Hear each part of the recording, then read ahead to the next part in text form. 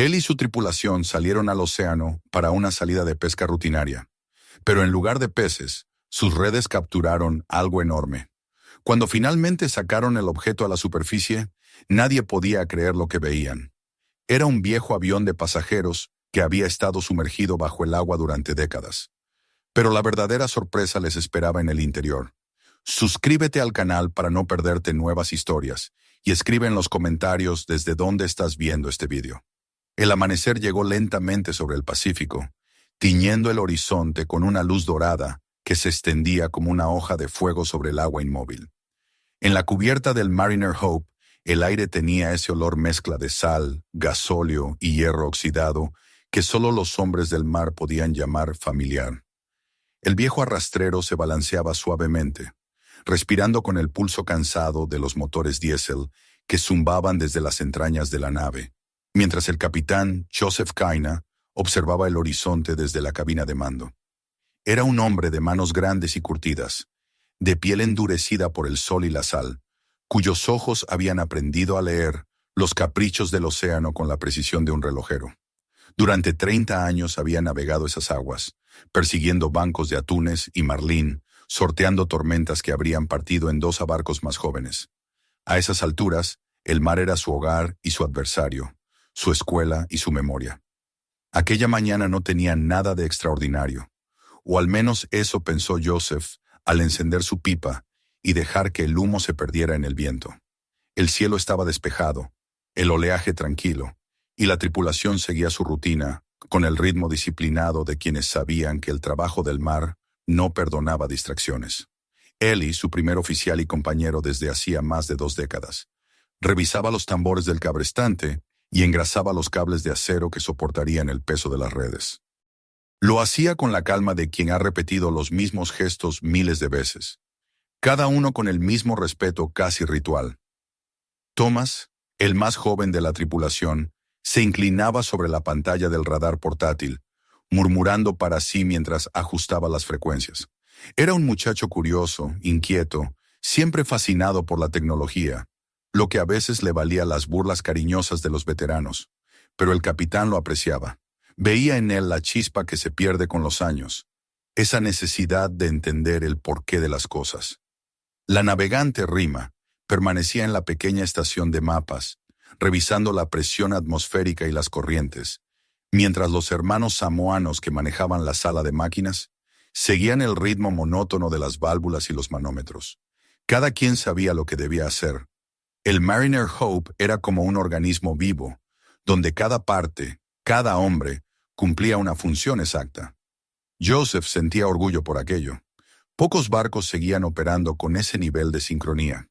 Y sin embargo, esa mañana había algo distinto, algo que no podía nombrar, pero que se insinuaba en el silencio entre las olas, en la forma en que la luz parecía más fría de lo normal, en el peso del aire que presagiaba algo más que pesca. A media mañana, cuando el sol ya estaba alto y el reflejo en el agua cegaba la vista, Rima entró en la cabina con el ceño fruncido. Llevaba el medidor de ecos en la mano y un gesto que Joseph reconoció de inmediato. No era miedo, sino duda, esa sensación que se instala en el pecho cuando el mar te muestra algo que no encaja. «Capitán», dijo acercándole la pantalla. «Mire esto». El viejo alzó la vista y vio la sombra en el monitor. Una forma densa, fija, demasiado grande para ser un banco de peces. «¿A qué profundidad?», preguntó. 30 metros, respondió ella. «Y no se mueve». Joseph se inclinó sobre el aparato, observando cómo el contorno pulsaba suavemente con cada barrido del sonar. No era irregular como una formación de coral, ni alargado como un contenedor hundido. Era redondeado, simétrico, casi como un cuerpo. Eli subió a la cabina cuando lo llamaron. Se frotó la barba y observó en silencio. «Podría ser un viejo carguero», dijo con cautela, «o un trozo de arrecife desprendido». «Quizás», respondió el capitán sin apartar la vista, «pero no me gusta su forma». El silencio se hizo denso entre los tres. Afuera, el mar seguía sereno, como si ocultara su secreto bajo la piel azul. Joseph encendió otra vez la pipa, pensativo. Finalmente tomó una decisión que ni él mismo supo justificar con palabras. «Lanzaremos las redes aquí», ordenó.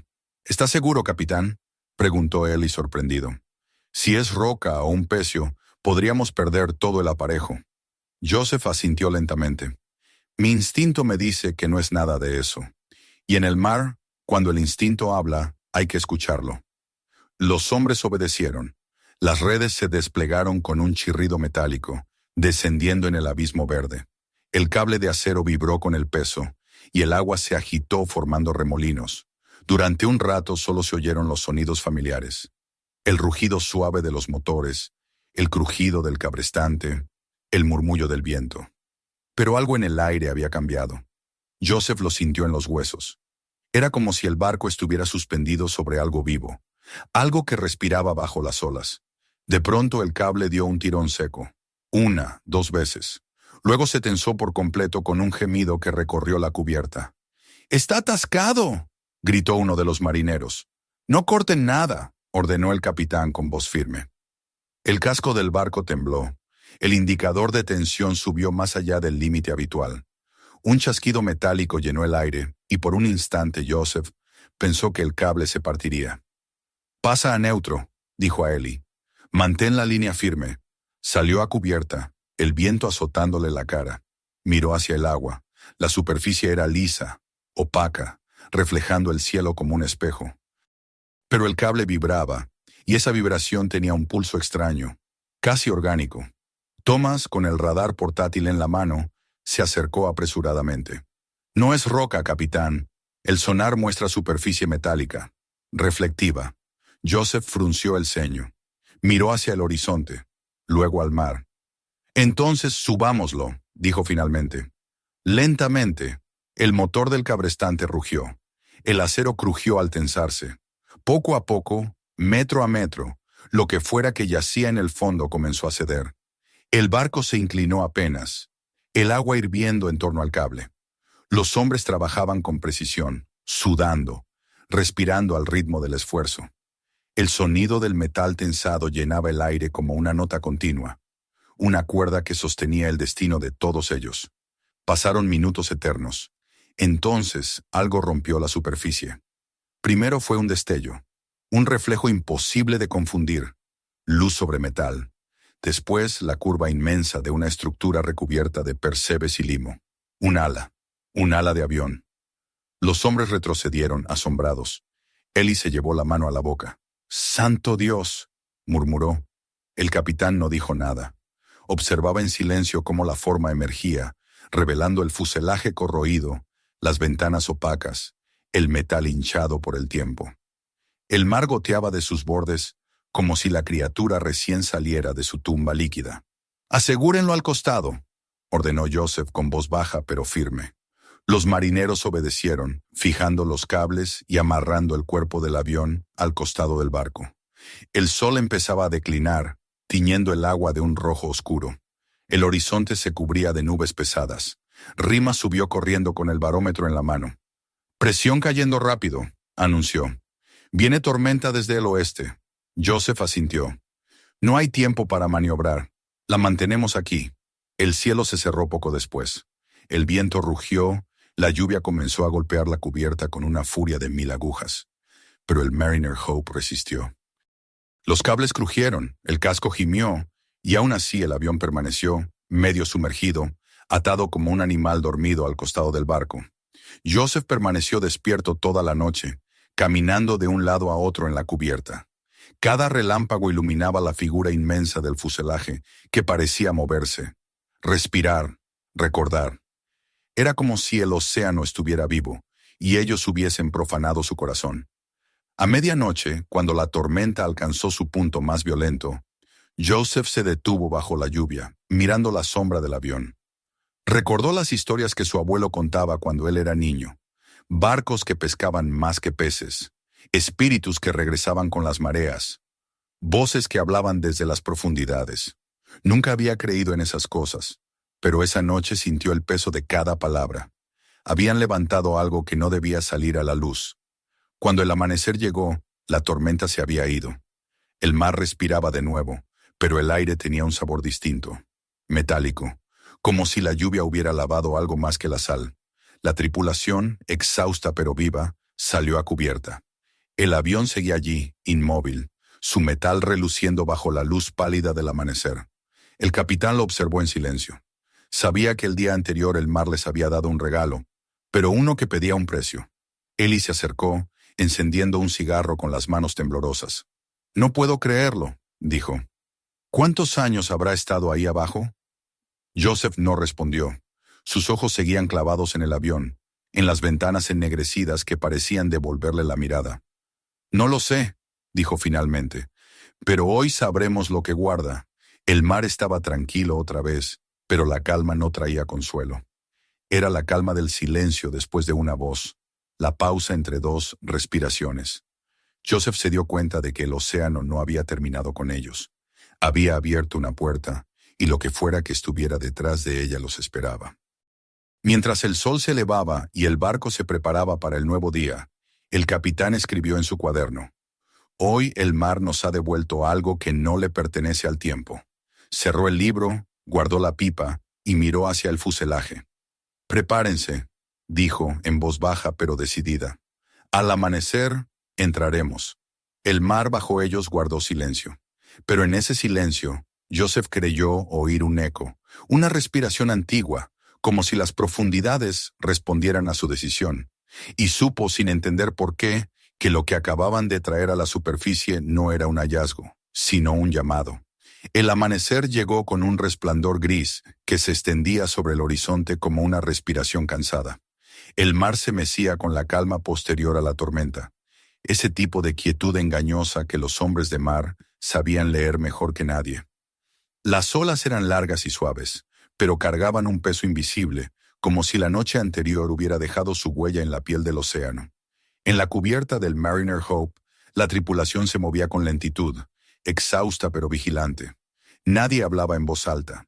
Había algo en el aire, una sensación compartida de respeto y miedo ante la masa oscura que flotaba al costado del barco. El avión que el mar había devuelto después de tantos años. Joseph Kaina permanecía de pie junto a la barandilla, los ojos fijos en el fuselaje. A la luz del amanecer, la superficie metálica reflejaba tonos de verde y cobre. Los percebes y la sal lo habían transformado en una especie de criatura dormida, un cuerpo vivo atrapado en el tiempo. Había grietas y hendiduras por todas partes, pero aún conservaba su forma. Las ventanas eran ciegas, cubiertas por una capa de limo, y las alas se arqueaban con una elegancia silenciosa. Parecía observarlos con una paciencia que no pertenecía al mundo de los vivos. Ellie subió desde el compartimiento de máquinas con su taza de café y se detuvo junto al capitán.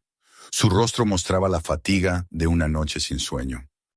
«Está aguantando», dijo mirando las cuerdas que mantenían la estructura asegurada al costado. Los amarres resistieron la tormenta. Joseph asintió sin apartar la vista del avión. «Sí, el mar quiso que siguiera ahí», murmuró. Ellie soltó una risa breve, sin humor. O tal vez no quiso recuperarlo todavía. La brisa salada arrastraba el olor del metal mojado y de la vegetación que llegaba desde alguna corriente lejana. Raima salió de la cabina con su barómetro y una expresión preocupada. «La presión sigue baja, pero estable», anunció. «Tendremos unas horas antes de que cambie el viento. Si va a hacer algo, capitán, debe hacerlo ahora». Joseph miró al horizonte, luego a su tripulación, que aguardaba en silencio. Sabía que todos pensaban lo mismo. No se podía dejar aquel hallazgo sin explorar. La historia del avión no les pertenecía, pero había caído en sus manos, y eso imponía una responsabilidad que iba más allá de la simple curiosidad. El capitán respiró hondo y tomó su decisión. «Preparad el equipo de seguridad», ordenó. «Ellie, tú vienes conmigo. Thomas también. Bajaremos a verlo por dentro». El joven técnico levantó la cabeza con una mezcla de miedo y expectación. Había pasado buena parte de la noche observando los registros del sonar, tratando de reconstruir la forma exacta del fuselaje. Ahora iba a tocar con sus propias manos lo que hasta hacía un día había sido solo una sombra en el fondo del mar. La tripulación se movió con eficiencia silenciosa. Revisaron los arneses, las cuerdas y las linternas impermeables. Cada movimiento se sentía más pesado de lo habitual, como si el barco mismo se resistiera a lo que iban a hacer. Joseph bajó el primer peldaño de la escala con una calma forzada. El mar estaba quieto. pero la superficie del ala se balanceaba ligeramente con el movimiento de las olas. Cuando sus botas tocaron el metal cubierto de algas, sintió un estremecimiento recorrerle la espalda. El avión no era solo un objeto inerte.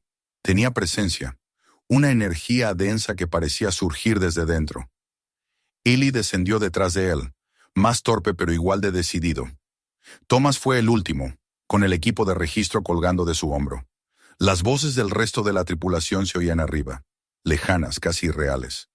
El capitán avanzó despacio por el ala resbaladiza hasta llegar al hueco que alguna vez había sido una ventana.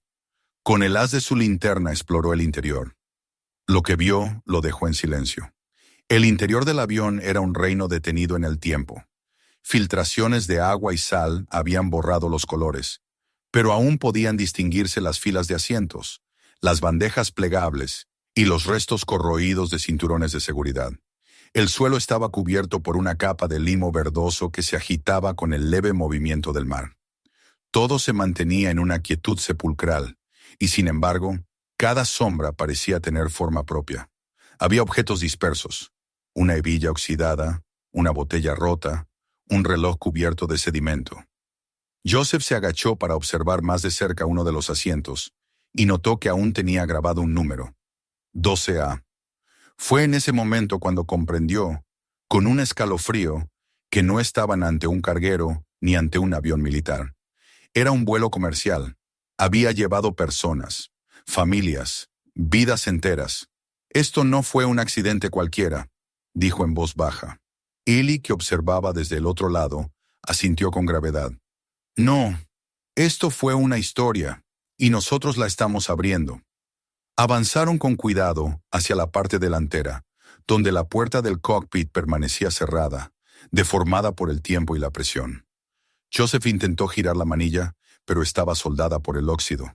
Con la ayuda de Ely y una palanca lograron finalmente arrancarla de su marco con un chillido metálico que resonó por todo el fuselaje.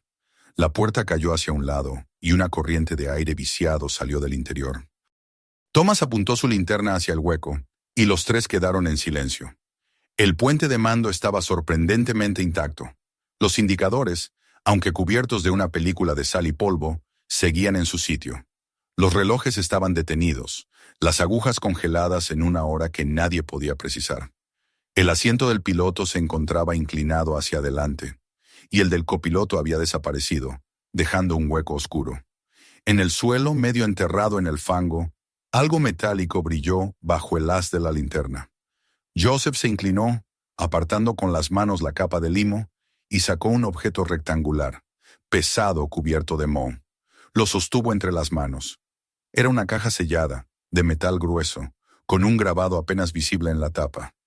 Recorder Unit, Type 71B. Thomas contuvo la respiración. ¿Es lo que creo que es?, preguntó. Joseph asintió lentamente. La caja negra, murmuró, o al menos su predecesora. Subieron el artefacto con sumo cuidado, pasándoselo de mano en mano hasta la cubierta. Una vez arriba, lo colocaron sobre una mesa improvisada en la galería. Todos se reunieron alrededor. El objeto parecía dormir, cubierto de sedimentos, pero la inscripción era clara. Monarch Airlines, Flight 970. Ely miró al capitán con una mezcla de asombro y pesar. «¿Monarch?», dijo. «Esa compañía quebró hace más de 40 años». Joseph no respondió. Sabía que lo que habían traído del fondo del mar pertenecía a otra era. Usaron herramientas para abrir el sello corroído. Dentro encontraron capas de tela encerada que protegían un grabador de voz. Era pequeño, robusto, de carcasa cromada y diseño militar. Thomas, con manos temblorosas, limpió los restos de sal y buscó el compartimento de baterías. Sustituyó las viejas por unas nuevas y miró al capitán. «Está listo», dijo. El silencio en el barco era absoluto. Solo el rumor del mar y el leve crujido de la madera acompañaban la espera. Joseph presionó el botón de reproducción. Durante unos segundos solo se escuchó estática, un soplido irregular, el eco del tiempo mismo. Luego, una voz surgió, débil pero clara. «Este es el capitán Harlan Pierce. Vuelo 970». La voz temblaba, pero conservaba la serenidad de quien ha asumido lo inevitable. «Motor 1 falló a las 0400. Turbulencias severas. Hemos perdido navegación. Virando hacia el este-noreste, hay una masa de tierra visible. El combustible es bajo. Los pasajeros están tranquilos. Intentaremos amarizar. La cinta se interrumpió con un ruido agudo, luego volvió. El impacto será controlado. El agua está en calma. Sobreviviremos. Si alguien escucha esto, sigan las coordenadas. Vamos hacia la isla. Después solo quedó el zumbido estático. Joseph se quedó inmóvil, la mirada fija en el aparato. La voz del piloto había cruzado medio siglo de silencio para llegar hasta ellos, como un eco desde otro mundo. Rima se llevó la mano a la boca. Thomas bajó la cabeza, incapaz de hablar.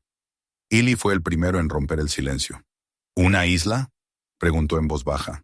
¿Está en las cartas? Rima sacudió la cabeza lentamente. No, en esa zona solo hay océano abierto, nada en los registros.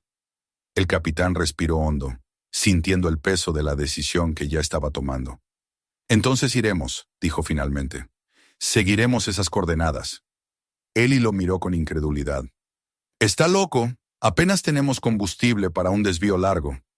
Joseph sostuvo su mirada. No se trata de combustible, Eli. Se trata de lo que el mar nos ha mostrado. Ordenó preparar el rumbo. Rima trazó las coordenadas en la carta náutica, marcando un punto a 30 millas al noroeste. La brújula temblaba sobre el papel, como si incluso el metal supiera que estaban a punto de desafiar algo más grande que ellos mismos. Mientras el barco giraba lentamente para cambiar de dirección, el cielo comenzó a cerrarse otra vez. Las nubes se espesaban hacia el oeste, y los relámpagos distantes iluminaban el horizonte. Joseph permaneció en la cabina, mirando la silueta del avión que todavía flotaba junto al Mariner Hope. El fuselaje se balanceaba suavemente, como si se resistiera a hundirse de nuevo. Durante un momento, el capitán pensó en dejarlo ir, en soltar las amarras y permitir que regresara al lugar del que nunca debió salir. Pero algo lo detuvo. Aquella voz, la serenidad del piloto en medio del caos, la claridad de su mensaje. Había algo más detrás de esas palabras, algo que pedía ser encontrado. Cuando la tarde comenzó a caer, la tripulación se preparó para el viaje. Los motores rugieron, el barco se movió con decisión, y el avión, liberado de sus cables, empezó a hundirse lentamente. Las aguas lo reclamaron en silencio. La última parte visible fue la cola, con el número 970 grabado en letras casi borradas por la corrosión. Luego, solo quedaron burbujas que subieron a la superficie y explotaron una a una. Joseph observó cómo desaparecía. No sintió alivio ni pesar, sino una especie de certeza. Aquel no era el final de la historia, sino el principio. Regresó a la cabina y tomó el grabador con cuidado.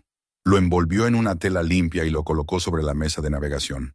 Afuera el mar se extendía infinito y oscuro, pero en su interior había una dirección, un propósito. Esa noche, mientras el barco avanzaba hacia las coordenadas, el capitán no durmió.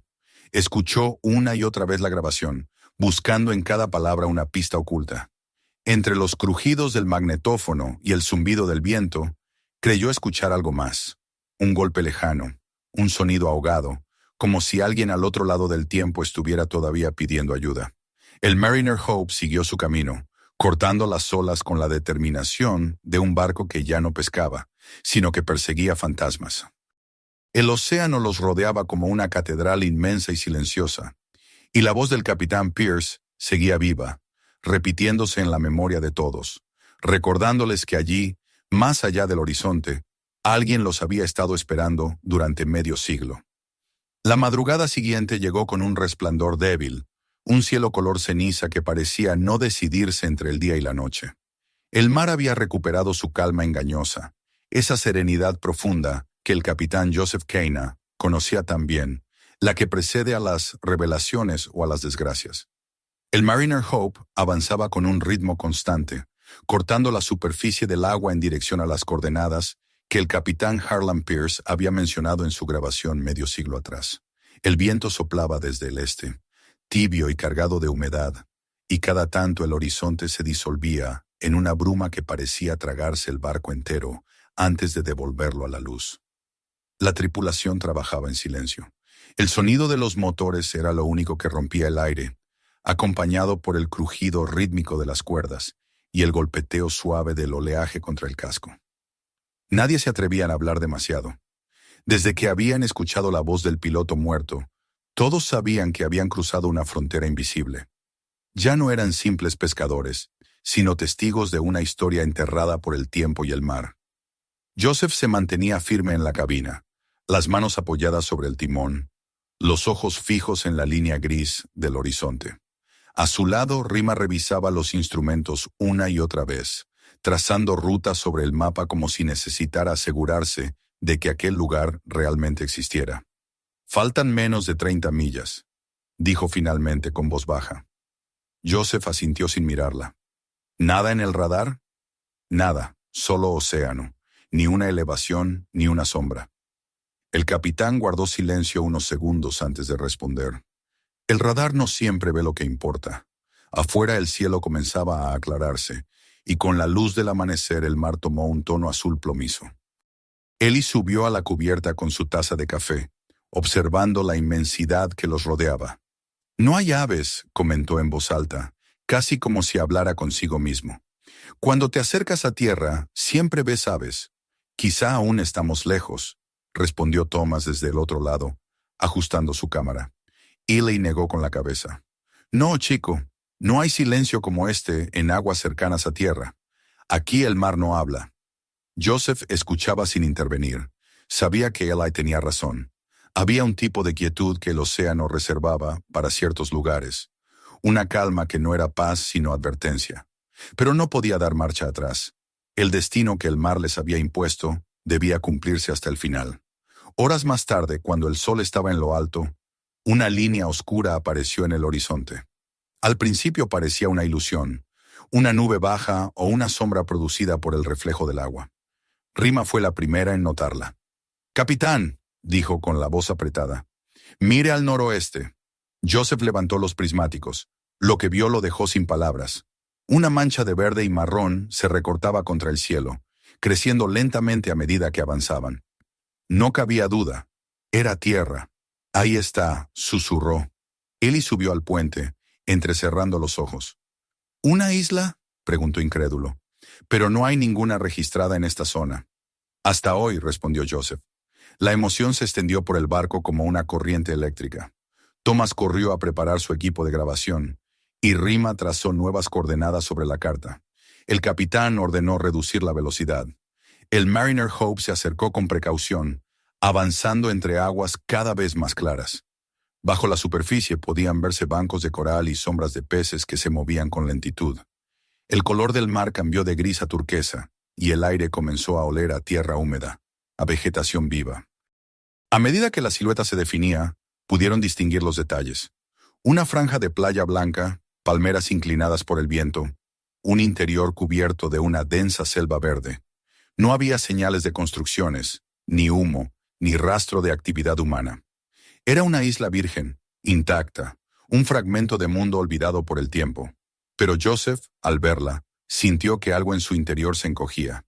No era una sensación de descubrimiento, sino de reconocimiento, como si el mar los hubiera llevado a un lugar que ya los conocía. Ordenó fondear a cierta distancia de la costa. La cadena del ancla se deslizó con un ruido metálico, y pronto el barco quedó inmóvil sobre aguas cristalinas. La tripulación se reunió en la cubierta, mirando la orilla. «Parece deshabitada», dijo Thomas, con voz llena de asombro. «Las apariencias engañan», respondió Joseph. Prepararon una lancha para acercarse. El capitán eligió a Ellie, Thomas y uno de los hermanos samoanos, Kala, para acompañarlo. Rima permanecería en el barco, manteniendo el contacto por radio. Antes de partir, Joseph la miró fijamente. «Si el clima cambia o el mar se agita, no esperes. Corta la cuerda y aléjate», le advirtió. Ella asintió sin discutir. La lancha se deslizó por el agua con el rugido suave del motor. A medida que se acercaban, la isla parecía crecer, mostrándoles su rostro salvaje. Las palmeras se mecían y la playa resplandecía bajo el sol. El olor a sal se mezclaba con el de flores tropicales y madera húmeda. Cuando tocaron tierra, el silencio los envolvió. No había canto de aves ni zumbido de insectos. Solo el sonido del mar retirándose y regresando. La arena era tan blanca que dolía mirarla. Joseph bajó primero y se inclinó para recoger un puñado. Estaba caliente y limpia, sin huellas. Detrás de él, Thomas observaba con la cámara en mano, filmando cada detalle. Ellie se adelantó unos pasos y se detuvo de golpe. «Capitán», llamó, «mire esto». A pocos metros, medio enterrado en la arena, había un trozo de metal cubierto de óxido y conchas. Joseph se agachó y lo limpió con las manos. Al hacerlo, el brillo del sol reveló algo grabado en la superficie. Los números 970. El silencio se volvió más pesado. «Son ellos», murmuró. Ellie se persignó sin decir palabra. Thomas levantó la cámara, grabando el hallazgo. Siguieron avanzando hacia la línea de palmeras, dejando marcas en la arena para no perder el camino de regreso. La vegetación era espesa y húmeda, y el aire se volvió más denso a medida que se adentraban. Los sonidos del bosque eran extraños: ramas que crujían, hojas que se movían solas, un zumbido constante que parecía venir del suelo. Tras algunos minutos encontraron un claro. Allí, el sol se filtraba en haces de luz que iluminaban un círculo de piedras negras dispuestas con demasiado orden para ser naturales. En el centro, un montículo de cenizas y restos carbonizados hablaba de un fuego antiguo. Ellie se agachó junto al círculo. «Esto es trabajo humano», dijo. «Alguien estuvo aquí». Joseph examinó el suelo. Entre las piedras había trozos de metal, un pedazo de cuchillo corroído y una lata aplastada. «No fue hace poco», observó, «pero no hace tanto como para que todo se descompusiera». Siguieron explorando el claro. A un costado, casi oculto por la vegetación, hallaron lo que quedaba de una estructura primitiva. Varas de bambú unidas con cuerdas de fibra vegetal, trozos de lona podrida, una silla improvisada hecha con ramas. Había también una cuerda atada a un árbol con una serie de muescas grabadas en el tronco. Decenas de líneas verticales agrupadas de 5 en 5. Thomas las contó con cuidado. «Más de 200 días», dijo en voz baja. «Tal vez años». El capitán sintió un nudo en el estómago. La evidencia era clara. Los sobrevivientes del vuelo 970 habían vivido allí. Habían encendido fuego, habían contado los días. «Esto era su refugio», dijo finalmente. Ellie miró a su alrededor, inquieto.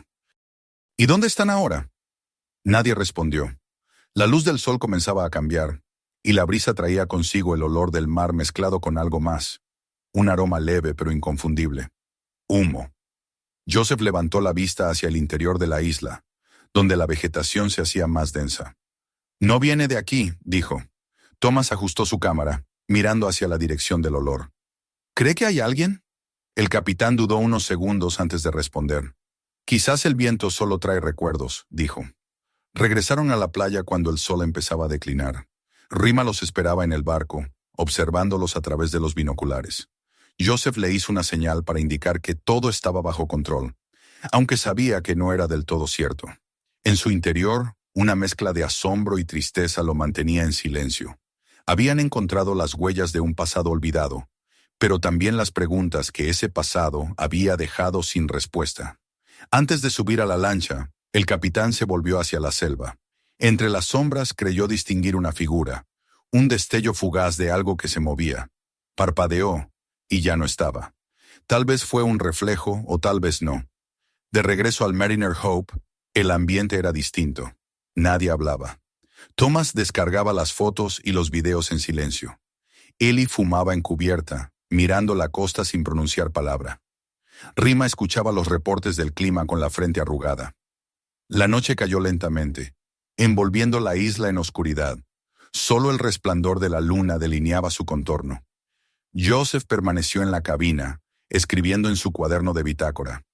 Encontramos tierra donde no debía haberla. Vestigios de fuego, de refugio, de vida, tal vez de esperanza. No hay señales de cuerpos. Puede que siguieran su camino. Cerró el libro y miró hacia la costa una vez más. El viento soplaba desde el oeste, cargado de una calma extraña.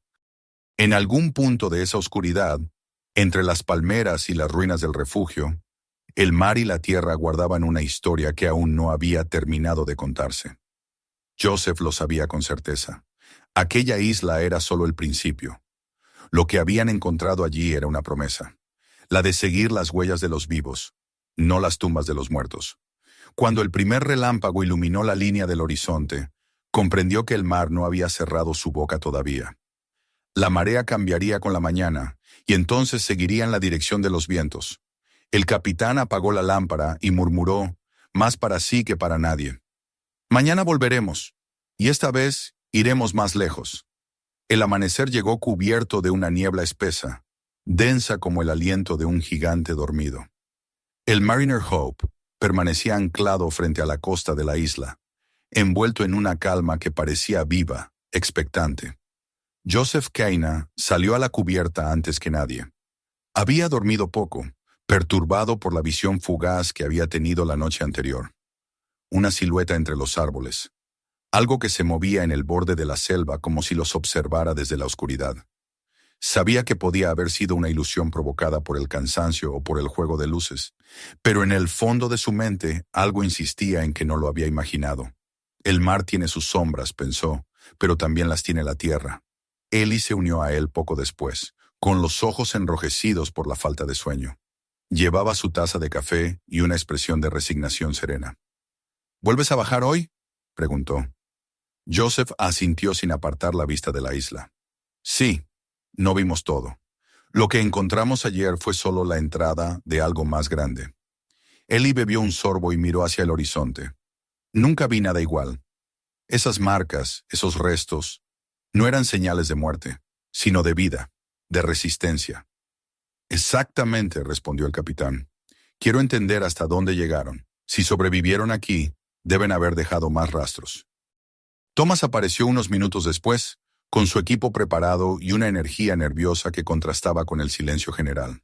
Rima, desde la cabina, les informó que el clima se mantenía estable, aunque el barómetro mostraba una ligera caída de presión. «Tenemos hasta el mediodía antes de que cambie el viento», dijo por radio.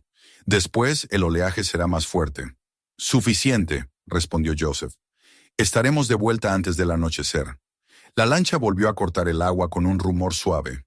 La isla los recibió igual que la primera vez, silenciosa, inmóvil, cubierta por una humedad que impregnaba todo. El olor a tierra mojada era más intenso, y la bruma hacía que el bosque pareciera moverse. Siguieron el mismo camino que el día anterior, pasando junto al círculo de piedras y las ruinas del refugio. Joseph se detuvo allí un instante, observando las marcas en el árbol. Tocó con la yema de los dedos una de las muescas, y una extraña sensación de respeto lo recorrió. Aquellas líneas eran un testamento de perseverancia, de días contados uno a uno bajo el peso de la incertidumbre. No eran simples náufragos, dijo en voz baja. Eran gente que decidió vivir. Thomas levantó la cámara. «Parece que llevaban una rutina», dijo. «Las marcas son regulares, casi como si tuvieran un calendario». «Sí», confirmó Ellie. «Eso significa que tenían esperanza». El grupo continuó avanzando hacia el interior. La vegetación se hacía más espesa, los árboles más altos, y el sonido del mar se fue desvaneciendo hasta quedar solo el murmullo del viento entre las hojas. Después de una hora de caminata, el terreno comenzó a elevarse suavemente. Allí, en una zona despejada, encontraron lo que había sido un segundo asentamiento. Era más grande que el primero, más organizado. Las chozas, aunque derruidas por el tiempo, mostraban estructuras más complejas. Paredes reforzadas con cañas, techos de palma entrelazados, restos de una empalizada hecha con troncos. Ellie se detuvo frente a un pequeño huerto abandonado. Aún podían verse los surcos marcados en la tierra, y entre ellos, brotes de plantas silvestres que habían crecido libres. «Cultivaban algo aquí», dijo arrodillándose para tocar el suelo. «Tal vez raíces o tubérculos». «Esto significa que estuvieron más tiempo del que imaginábamos», observó Joseph. «No era un refugio temporal, sino un hogar». Thomas caminó unos metros más allá y llamó a gritos al capitán. Había encontrado una especie de mesa improvisada, hecha con restos de madera y metal. Encima, aún se conservaban objetos que el tiempo no había destruido por completo. Un cuchillo sin filo, un trozo de vidrio pulido, una caja oxidada llena de clavos y tornillos, y algo que parecía un trozo de tela cuidadosamente doblado. Joseph lo tomó con delicadeza. Era un pañuelo. En una esquina, apenas visible, se distinguían unas iniciales bordadas. «EP». «Pierce», preguntó Thomas sorprendido. Joseph asintió lentamente. El capitán del vuelo. El silencio volvió a adueñarse del lugar. Cada uno entendió lo que eso significaba. El propio piloto había sobrevivido al impacto. Más allá del asentamiento hallaron un área que los dejó sin palabras. Era una especie de taller al aire libre.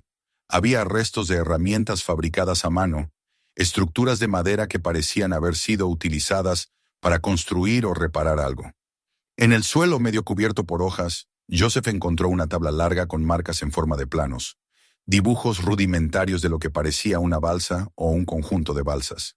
Había medidas, direcciones de viento y un símbolo grabado repetidas veces. Una espiral. «Querían irse», dijo Ellie tocando el dibujo. «No, querían moverse», corrigió Joseph. «Quizá buscaban otra isla, un lugar mejor». En un árbol cercano, Thomas descubrió nuevas inscripciones. No eran simples marcas, sino palabras grabadas con algo afilado. «We go west. Wind good». Las letras, aunque desgastadas, aún podían leerse con claridad. El capitán pasó la mano por la corteza. «Fueron hacia el oeste», dijo en voz baja. «Esperaban que el viento los ayudara». Ellie exhaló lentamente. «Y si el viento cambió, nunca lo sabríamos». Joseph lo miró. «Entonces tenemos que saberlo». Durante el resto de la mañana siguieron explorando la zona, recogiendo objetos, tomando notas y fotografías. Cada detalle añadía una nueva pieza al rompecabezas. Un trozo de espejo, restos de ropa infantil, una concha tallada en forma de cruz, una cuerda trenzada con algas. Nada de eso hablaba de desesperación, sino de una voluntad feroz por continuar. Había vida en esas huellas, una vida que había desafiado al mar, al tiempo y al olvido. Cuando el sol empezó a caer, el grupo regresó a la playa. El aire era más pesado, cargado de electricidad. Joseph miró hacia el oeste. El cielo se teñía de tonos rojizos y anaranjados, y más allá, en el horizonte, se adivinaba una línea más oscura, una sombra que podría ser otra masa de tierra o simplemente una ilusión. «Capitán», dijo Thomas, «¿cree que esa es la dirección que siguieron?» Joseph no respondió de inmediato. Miraba el horizonte con la certeza silenciosa de quien ha recibido una señal. «Sí», dijo finalmente, «y nosotros también iremos hacia allí». Ellie lo observó en silencio, consciente de lo que eso implicaba. Sabía que estaban cruzando un límite invisible. Ya no se trataba de un hallazgo arqueológico o de un misterio histórico, sino de una promesa a quienes habían dejado sus huellas en la arena. De regreso al Mariner Hope, Rima los esperaba con gesto inquieto. «El viento está cambiando antes de lo previsto», advirtió. «Si quieren moverse, debe ser ahora». Joseph asintió. «Entonces no esperemos». La tripulación trabajó con rapidez. Las anclas se levantaron, las máquinas comenzaron a rugir, y el barco giró lentamente hacia el oeste, siguiendo la última instrucción de aquellos sobrevivientes desconocidos. Mientras el sol desaparecía detrás de la isla, Joseph permaneció en la cubierta observando cómo la tierra se alejaba. No sentía que la dejara atrás, sino que la isla misma los empujaba a continuar. En su mente resonaban las palabras grabadas en el tronco. «We go west. Wind good». Miró el anemómetro. El viento soplaba justo desde el este, constante y firme. Por un momento pensó que el mar estaba cumpliendo una promesa. Esa noche nadie durmió. El barco avanzaba en medio de un mar calmo, pero cargado de presagio. La luna iluminaba la superficie del agua con un resplandor casi plateado, y cada ola parecía brillar por un instante antes de morir en la oscuridad. Thomas revisaba sus grabaciones una y otra vez, buscando detalles que se le hubieran escapado. Ellie se mantenía junto al timón, y Rima calculaba la nueva ruta. En la cabina, Joseph escribió en su cuaderno: «Ellos creyeron en el viento, y nosotros también debemos hacerlo. Si siguieron su curso, tal vez la corriente los llevó a otro lugar. No se rindieron, y mientras sus huellas sigan en la arena o en la memoria del mar, nosotros tampoco lo haremos». Cuando el reloj marcó las 2 de la madrugada, el capitán subió una vez más a la cubierta.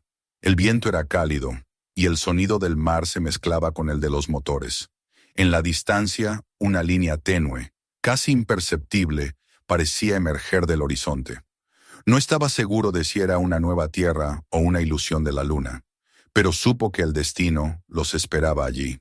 «Sigue soplando, viejo amigo», murmuró al mar. «Enséñanos el camino que siguieron ellos». El Mariner Hope continuó su rumbo hacia el oeste, cargando con la voz de los vivos y el silencio de los desaparecidos. Y mientras el amanecer comenzaba a teñir el cielo de oro, Joseph Kaina comprendió que lo que estaban buscando no era solo un grupo de náufragos, sino la prueba misma de que la esperanza puede sobrevivir incluso cuando todo lo demás ha sido devorado por el mar. El amanecer se desplegó lentamente sobre el horizonte, bañando el mar con un resplandor dorado que parecía surgir desde dentro del agua. El viento soplaba constante desde el este, cumpliendo con precisión la misma dirección que los grabados en aquel tronco de la isla. We go west. Wind good. El Mariner Hope avanzaba firme, como si cada ola abriera el camino hacia un destino marcado mucho antes de que ellos nacieran. Joseph Kaina permanecía en el puente, con la mirada fija en la brújula y el oído atento al ritmo de los motores. No necesitaba mirar los instrumentos para saber que estaban siguiendo la ruta correcta. Lo sentía en el cuerpo, en esa intuición que solo los hombres de mar poseen, una mezcla de instinto y fe que les dice cuándo el océano está de su parte. El silencio dentro del barco era distinto al de los días anteriores. No era el silencio del miedo, sino el de la concentración. Todos sabían que se acercaban al punto donde las huellas de los sobrevivientes podían desvanecerse para siempre o transformarse en una nueva revelación. Ellie, con el cigarro apagado entre los labios, observaba el horizonte sin decir palabra. Thomas revisaba los mapas y las grabaciones una y otra vez, mientras Rima ajustaba el radar, buscando cualquier indicio de masa terrestre o de restos flotantes. Durante las primeras horas no encontraron nada. Solo mar, inmenso y uniforme, extendiéndose hasta el infinito. Pero a media mañana, cuando el sol alcanzó su punto más alto, el radar emitió un pitido breve, una señal, algo pequeño, irregular, a unas 2 millas al suroeste. Rima levantó la vista, conteniendo el aliento. «Capitán», dijo con voz tensa, «tengo algo. Podría ser un tronco o restos». Joseph se acercó y observó la pantalla. La mancha era débil, pero constante. «Cambia el rumbo», ordenó. «Llévanos hacia allí». El barco viró suavemente. A medida que se aproximaban, el mar comenzó a mostrar pequeños indicios de presencia humana. Primero fue una cuerda flotando, luego un fragmento de madera tallada con forma rectangular. Thomas lo recogió con una pértiga y lo examinó. Tenía marcas de cuerda en los extremos, como si hubiera sido parte de una estructura mayor. «Esto pertenecía a una balsa», dijo. Ilya asintió con los ojos entrecerrados. «Mira las conchas. No lleva tanto tiempo en el agua». Poco después divisaron algo más. A unos 100 metros, una sombra alargada se balanceaba entre las olas. Joseph alzó los prismáticos. Su respiración se detuvo. Era una viga gruesa, cubierta de algas, y sobre ella una inscripción apenas visible. El número 42, tallado a mano. «Marquen las coordenadas», ordenó con voz baja. Este era su camino. El Mariner Hope redujo la velocidad. Los hombres arrojaron ganchos al agua para recuperar lo que pudieran. En poco tiempo, la cubierta se llenó de restos, fragmentos de cuerda, clavos oxidados, trozos de bambú entrelazados con fibras vegetales. Todo apuntaba a una construcción artesanal pero ingeniosa. Rima tomó notas detalladas, mientras Thomas fotografiaba cada hallazgo. Ellie, sin embargo, permanecía callado, mirando el mar con expresión pensativa. «No puedo evitar pensar en ellos», dijo finalmente. «En la gente que trabajó con sus manos para hacer esto. No sabían si lo lograrían, pero lo intentaron igual». Joseph lo miró de reojo. El mar no siempre recompensa el esfuerzo, pero respeta a quien no se rinde.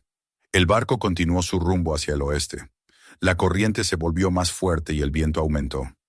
Los instrumentos comenzaron a registrar un ligero cambio de temperatura, señal de que se aproximaban a una zona distinta, quizás más superficial. A media tarde, Rima levantó la cabeza de los mapas con una expresión de incredulidad. «Esto no tiene sentido», dijo. «Según las cartas, aquí debería haber 3.000 metros de profundidad, pero el sonar marca menos de 100. Joseph se acercó a la pantalla.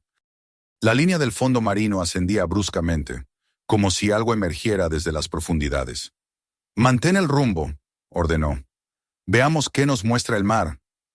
Una hora más tarde, el horizonte cambió. Primero fue un punto oscuro, luego una línea y finalmente una forma definida. Una nueva masa de tierra, más pequeña que la primera, pero inconfundible. Rima soltó un suspiro de asombro. «Dios mío», murmuró. «No hay registro de esto en ningún mapa». Eli soltó una carcajada seca. «Parece que los mapas de Dios son más amplios que los nuestros». Joseph no sonrió. Observaba la isla con una mezcla de alivio y aprensión. Era real. Estaban siguiendo el mismo camino que los sobrevivientes. La isla era distinta de la anterior. No tenía playas blancas ni palmeras altas. Era más agreste, más oscura. La vegetación se aferraba a las rocas como una piel, y el sonido de las olas golpeando los acantilados resonaba como un corazón latente. Rodearon la costa hasta encontrar una ensenada donde el agua era más tranquila y el fondo, de arena. Allí anclaron. La tarde comenzaba a caer, y el sol se reflejaba en la superficie del mar con un brillo rojizo. Joseph reunió a la tripulación. «Bajaremos en grupos pequeños», dijo. «No sabemos qué hay ahí, pero si ellos llegaron hasta aquí, algo deben haber dejado». El capitán, Ely, Thomas y Kala descendieron en la lancha. El aire era más cálido, y una sensación extraña los envolvía. No era miedo, sino una especie de anticipación.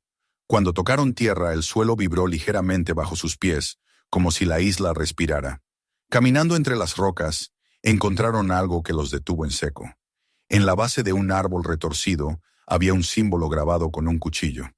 Era la misma espiral que habían visto en el asentamiento anterior. «Estuvieron aquí», dijo Thomas con voz temblorosa. «Ellos o sus hijos». Eli se inclinó para tocar el grabado. «Esto fue hecho hace años, pero no siglos. La madera aún tiene color». Siguieron explorando, subiendo por un sendero natural entre rocas y raíces.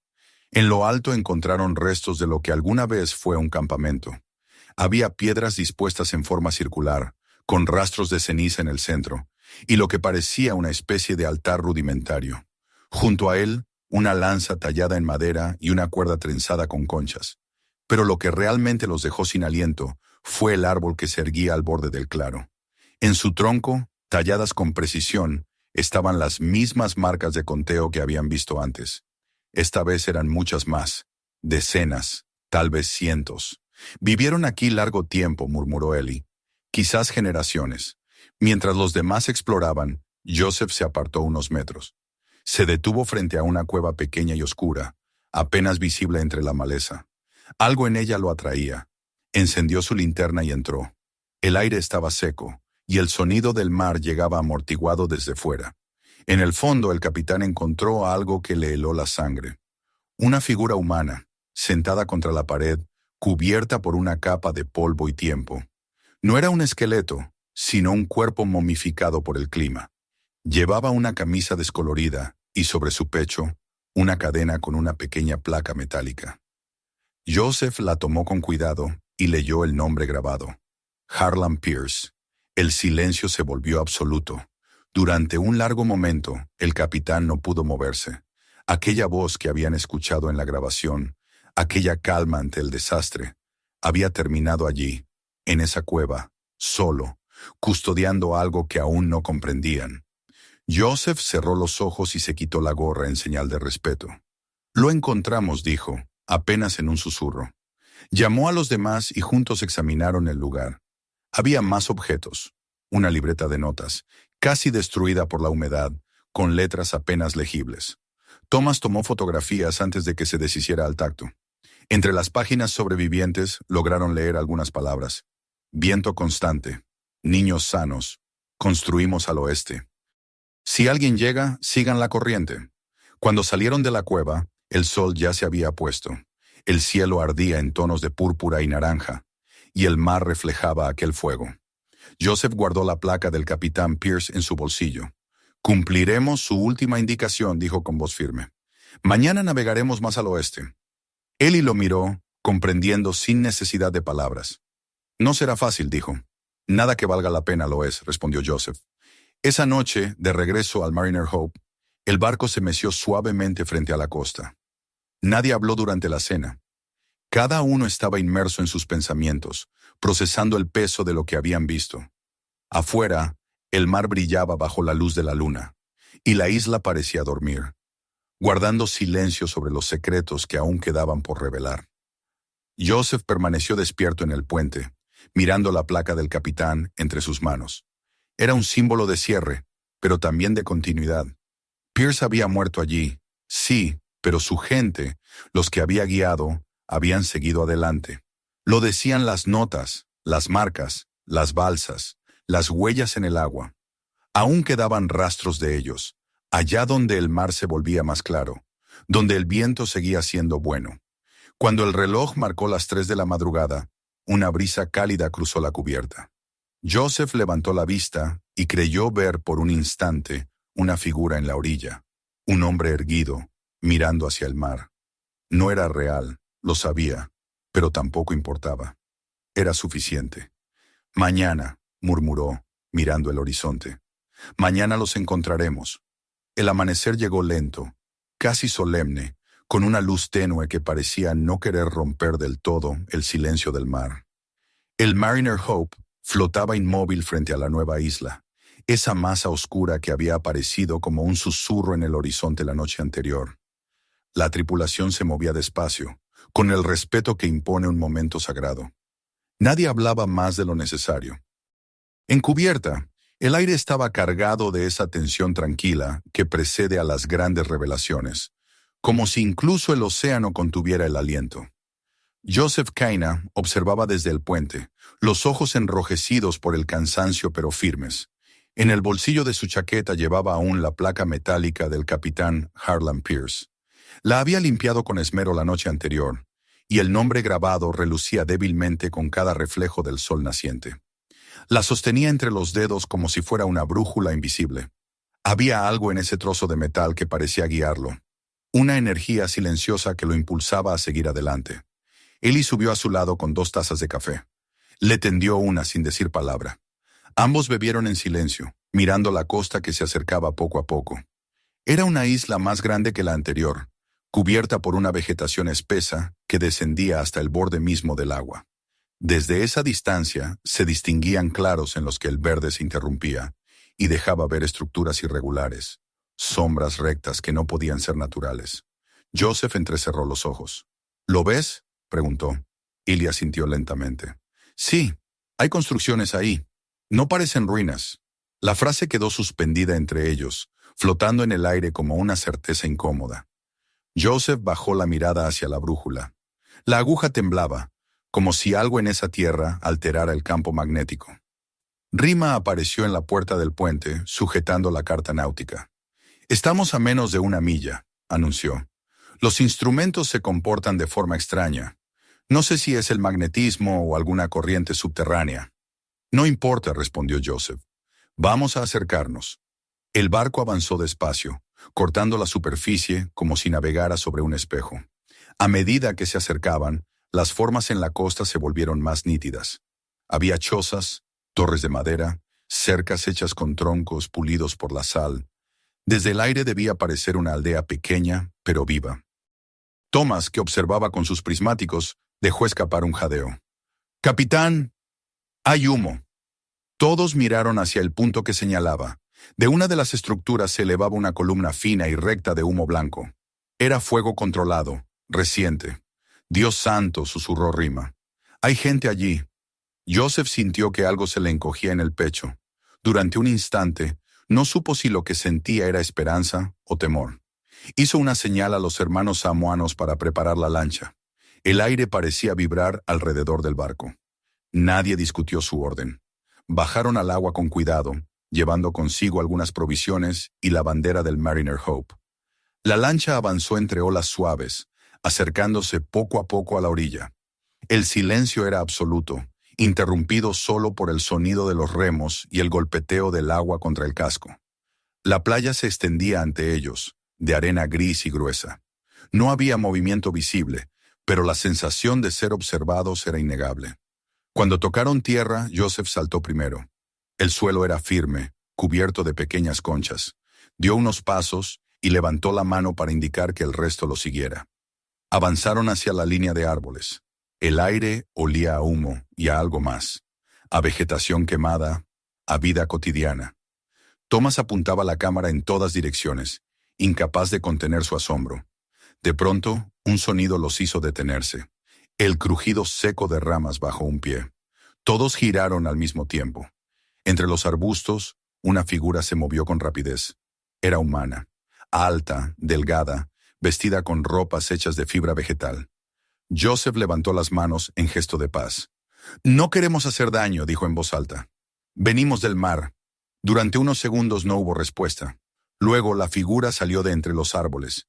Era un hombre de cabello gris y piel bronceada por el sol. Sus ojos, de un azul imposible, reflejaban tanto desconfianza como una extraña serenidad.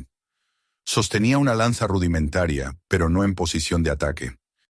Observó a los recién llegados con atención, como si tratara de reconocerlos.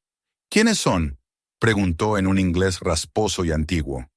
Joseph dio un paso adelante. «Mi nombre es Joseph Kayna. Somos marineros. Encontramos el avión del vuelo 970. Buscábamos respuestas». El hombre parpadeó lentamente. Su rostro, curtido por el tiempo, se suavizó. «Entonces han seguido nuestras huellas», dijo. Bajó la lanza y se acercó despacio. Detrás de él comenzaron a aparecer más personas. Hombres, mujeres, algunos niños. Llevaban la misma ropa tejida con fibras naturales, y sus rostros mostraban una mezcla de sorpresa y calma. Thomas bajó la cámara, incapaz de pronunciar palabra. Eli murmuró algo que sonó como una plegaria. Joseph se adelantó hasta quedar frente al hombre de ojos azules. «¿Quién es usted?», preguntó. El anciano sonrió. «Apenas». «Soy Harlan Pierce», respondió. El capitán sintió que el mundo se detenía. Miró la placa que llevaba en el bolsillo, luego al hombre frente a él. La semejanza estaba allí, en el rostro, en la voz, incluso en la postura. No podía ser posible, pero lo era. «Lo encontramos en la cueva», dijo Joseph con dificultad. «Encontramos su placa». Pierce lo miró largo rato, luego asintió lentamente. «Sí, eso fue mío. Pero la muerte no me reclamó entonces. No completamente. La gente que los rodeaba comenzó a acercarse. Eran una veintena, tal vez más. Algunos hablaban entre ellos en un idioma que sonaba como una mezcla de inglés antiguo y palabras desconocidas. Pierce levantó una mano para silenciarlos. «Han llegado en el momento justo», dijo. «Creímos que el mundo nos había olvidado». Los llevó hasta el interior de la aldea. El camino serpenteaba entre chozas y árboles frutales. Había huertos, corrales improvisados y un arroyo que corría con un sonido suave. Todo mostraba una organización que solo puede surgir con los años. Joseph observaba en silencio, tratando de asimilarlo. Era una comunidad viva, próspera en su aislamiento.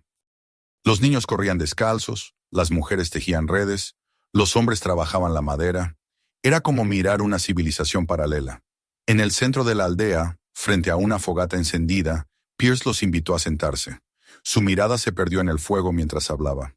Les contó cómo, después del amarizaje, la mayoría de los pasajeros había sobrevivido.